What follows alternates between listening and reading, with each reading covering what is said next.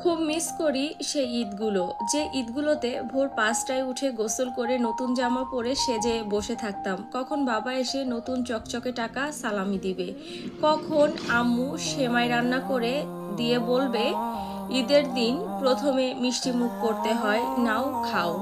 এখন আর সেই দিনগুলো নেই, যখন আমরা নতুন জামা কিনে লুকিয়ে রাখতাম পুরনো হওয়ার ভয়ে। সেই ঈদগুলোই অনেক সুন্দর ছিল এবং সেই স্মৃতিগুলো পাতাতেই রয়ে গেছে। এখন আর তেমন হয় না।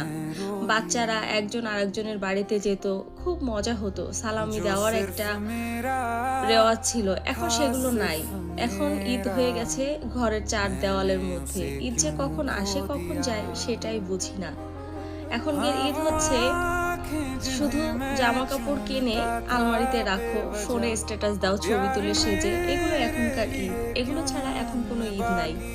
এখন হয়ে গেছে সবকিছু স্ট্যাটাসের যুগ।